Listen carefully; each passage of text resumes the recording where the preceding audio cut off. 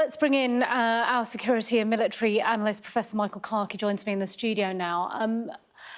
Professor Clarke, let's talk about how we put this into perspective in terms of opposition in Russia over the years, from the Soviet era to now under President Putin, where things have really changed distinctly.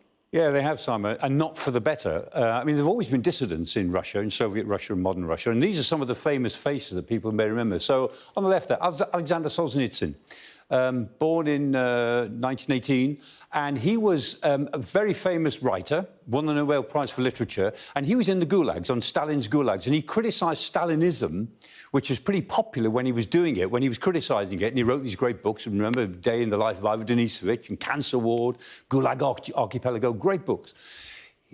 Criticising Stalin was OK at the time, and then it wasn't in later years. He went to America for a while, went back to Russia, lived back in Russia and died, you know, a respected writer, controversial but respected. But he had a life as a dissident writer who was respected.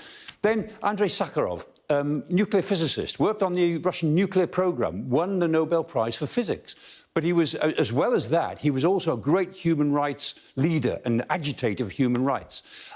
He went into exile internally in Gorky for 8 years. Came out in 1986, 1980 to 86. He was in internal exile, pretty tough. Came out of that, but he died at the age of 68 in 1989 of a sudden heart attack. We don't know that that wasn't genuine, maybe it was. But both Solzhenitsyn and Sakharov were respected figures who represented a demand for human rights, which was sort of tolerated. Then we get to Boris Nemtsov. Now, Nemtsov, in 2015, was assassinated outside the walls of the Kremlin, literally outside. He was an opponent of the 2014 war in Crimea, to seize Crimea. He was organising marches against it, and he was shot. And his partner, Anna Duretskaya, was with him. She survived, but she saw the whole thing. And he was shot 4 or 5 times. It was a clear assassination. Nobody believes it was anything other than the Kremlin.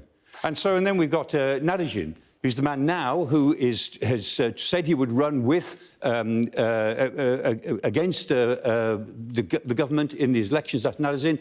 And he got 10–20% of support quite quickly, and he's been barred from the elections now. And so he's the latest who, as he was, put his name forward, and he's off the ballot, won't get a chance to run in the elections in March, on March the 17th.